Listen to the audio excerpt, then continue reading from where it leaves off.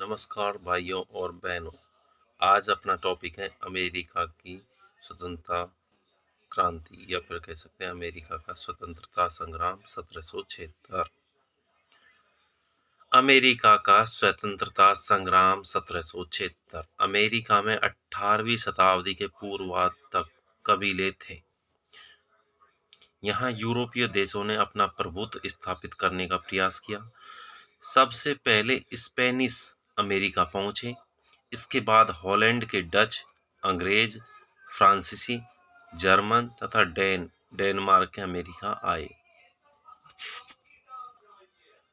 America के कबीलों को Norse seaman कहा जाता था। अमेरिका में इंग्लैंड ने अपना प्रभुत्व स्थापित करते हुए 13 उपनिवेश स्थापित किए, जो निम्न हैं। नंबर 1 जॉर्जिया, दूसरा Virginia, New Hampshire, New York, Rhode Island, Connecticut, Massachusetts, North Carolina, South Carolina, Pennsylvania, Maryland, New Jersey, Delaware. प्रत्येक उपनिवेश में एक प्रतिनिधि सभा थी, जिसे हाउस ऑफ वर्गेजेस कहा जाता था। इन 13 उपनिवेशों द्वारा इंग्लैंड की प्रशासनिक व आर्थिक नीतियों के विरोध में अमेरिका का स्वतंत्रता संग्राम संचालित हुआ। स्वतंत्रता संग्राम के कारण सप्तवर्षीय युद्ध कनाडा तथा उत्तरी क्षेत्रों के मध्य 1756 से 1763 के मध्य फ्रांस तथा इंग्लैंड के बीच सप्तवर्षीय युद्ध हुआ। इस युद्ध में इंग्लैंड ने फ्रांस को पराजित किया।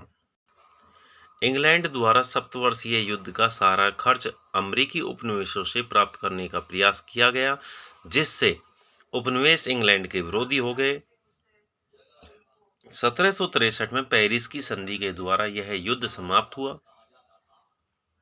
इसके माध्यम से उपनिवेशों द्वारा पश्चिम में विस्तार पर प्रतिबंध लगा दिया गया।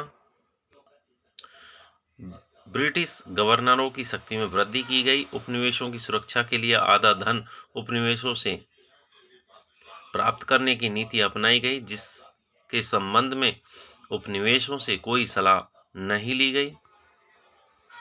आर्थिक शोषण। नौ संचालन कानून 1651।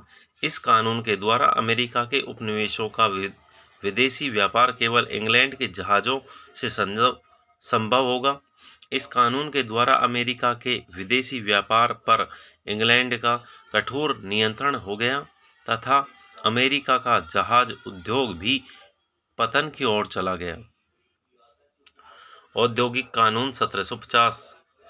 अमेरिका द्वारा ऊनी वस्त्रों के निर्यात को प्रतिबंधित कर दिया गया तथा लोहे के कारखानों पर भी यह नियंत्रण लागू किया गया, जिसे लोहा अधिनियम 1750 कहा गया।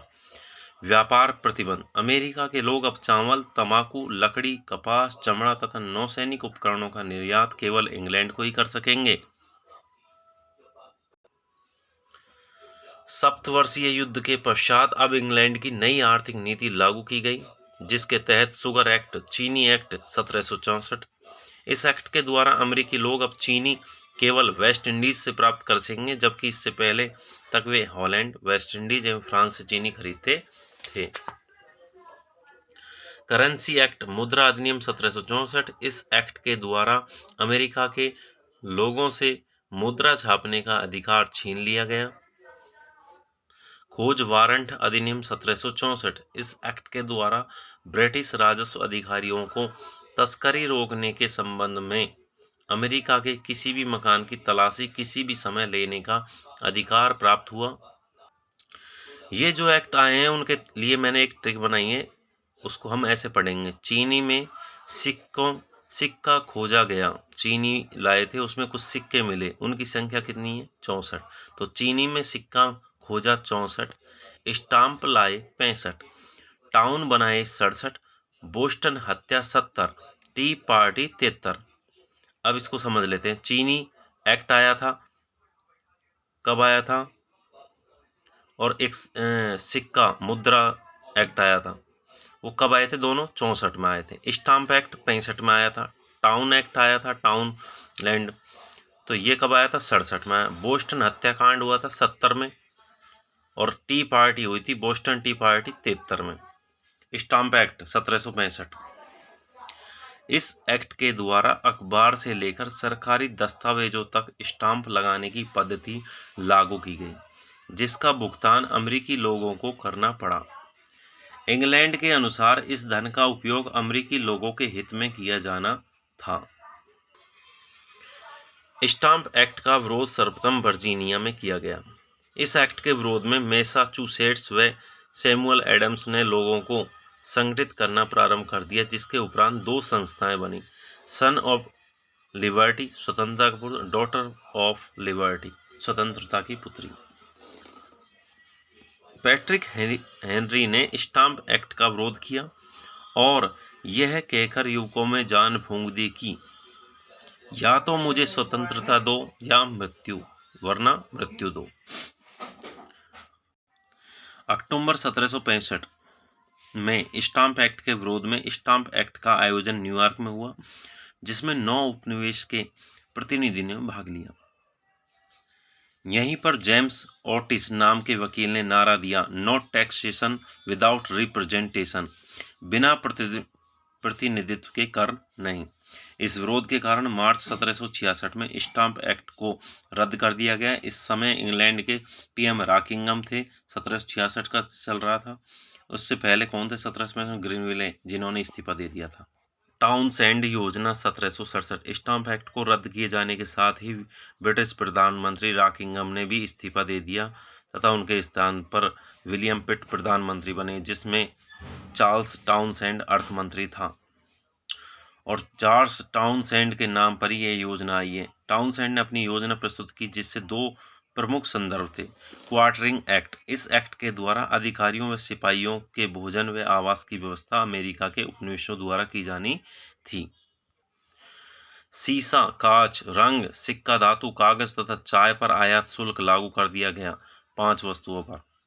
बोस्टन हत्याकांड 5 मार्च 1770। ब्रिटिश सैनिकों के द्वारा अवैध तथा जबरन वसूलों के विरोध में एक प्रदर्शन अमेरिकी लोगों द्वारा किया गया, अतः इस भीड़ पर गोलियां चला दी गई, जिसमें 5 अमेरिकी मारे गए। बोस्टन की इस घटना को बोस्टन हत्याकांड कहा गया। बोस्टन टी पार्टी 16 दिसंबर 1773 ईस्वी। बोस्टन मैसाचुसेट्स में ब्रिटेन के विरुद्ध गतिविधियां बढ़ रही थी। यद्यपि ब्रिटेन के नए पीएम लॉर्ड नॉर्थ ने टाउनसेंड की योजना में 5 वस्तुओं पर लगाए गए आयात शुल्क को 4 वस्तुओं से हटाकर केवल चाय टैक्स पर बाकी रह गया, केवल चाय पर ही लगाया। ब्रिटिश जहाज भारत से उत्पादित चाय को अमेरिका ले जाकर बेच रहे थे, जिसका मूल्य अमेरिका द्वारा अन्य स्थानों से मंगवाई गई चाय से कम था। 16 दिसंबर 1773 को सैमुअल एडम्स अपने 50-60 साथियों को लेकर बोस्टन बंदरगाह पहुंचा तथा 340 पेटियों चाय की पेटियों को समुद्र में फेंक दिया। इस घटना को बोस्टन टी पार्टी कहा गया है। अमेरिका के स्वतंत्रता संग्राम में राष्ट्रवादी विचारों की भूमिका। टॉमस पेन, इस राष्ट्रवादी विचारक ने कहा था कि एक द्वीप का एक महाद्वीप पर शासन करना आश्चर्यजनक है। इसने 2 पुस्तकें लिखी, राइट ऑफ मैन और कॉमन सेंस।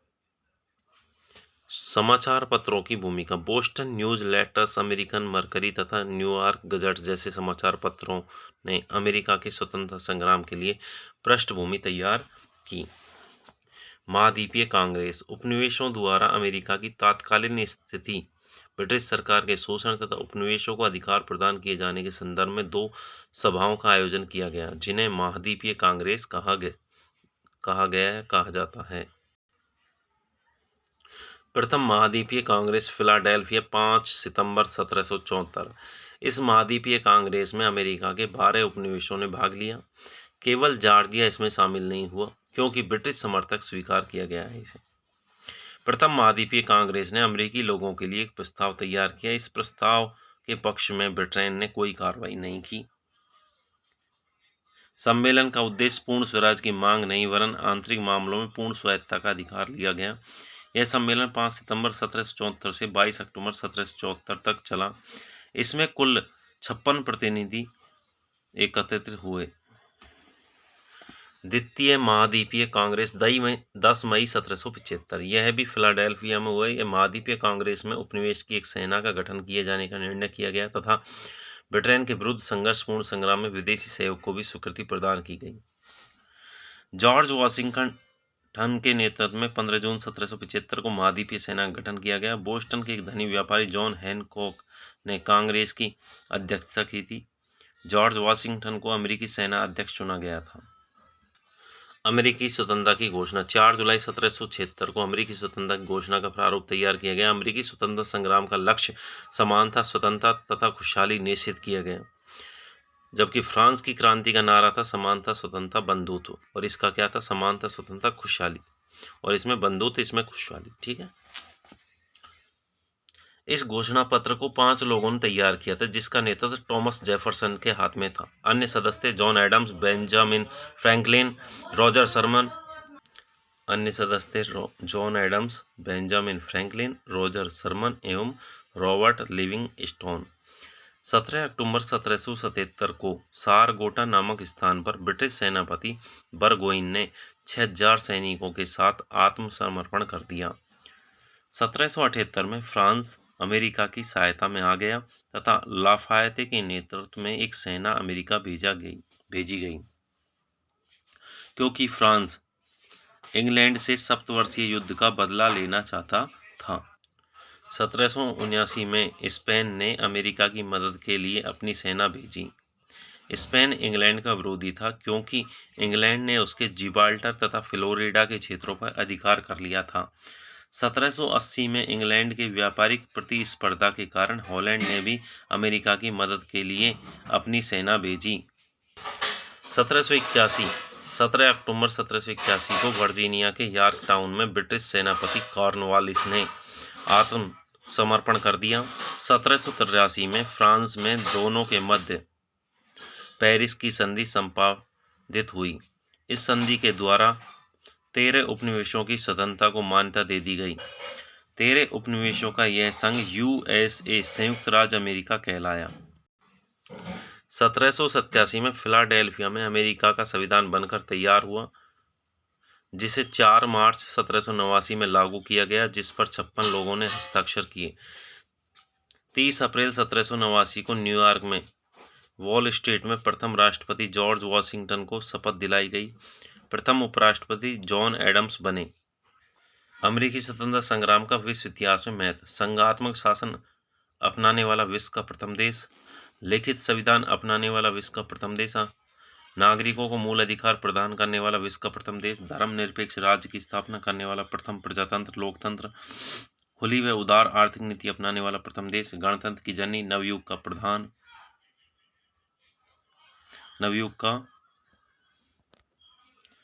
प्रभात, नवयुग का संदेश आदि नामों से पुकारा गया। मुख्य बिंदु। अमेरिका के स्वतंत्रता संग्राम के समय ब्रिटेन का सम्राट जॉर्ज तृतीय था। अमेरिकी स्वतंत्रता संग्राम को जॉर्ज तृतीय का निजी युद्ध कहा जाता है। अंग्रेज सेनापति कॉर्नवालिस ने कहा था कि यदि हम लोग उत्तरी अमेरिका के सभी पुरुषों को खत्म भी कर दें तो औरतों को जीतने के लिए हमें काफी लड़ना पड़ेगा। कहा जाता है कि स्वतंत्रता संग्राम में उपनिवेशों की विजय के 3 प्रमुख कारण थे: प्रकृति, फ्रांस और वाशिंगटन। वाशिंगटन जन्म 1732 में वर्जीनिया में हुआ था।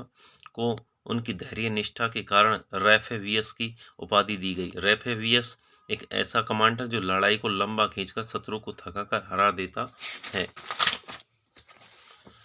Statue of liberty. अमेरिका के न्यूयॉर्क हार्बर पर स्थित इस मूर्ति को दुनिया भर में आज़ादी और उम्मीद का प्रतीक माना जाता है। अमेरिकी क्रांति के दौरान मैत्री के प्रतीक के रूप में इसे फ्रांस ने भेंट किया था। किसने दिया था? फ्रांस ने भेंट किया था।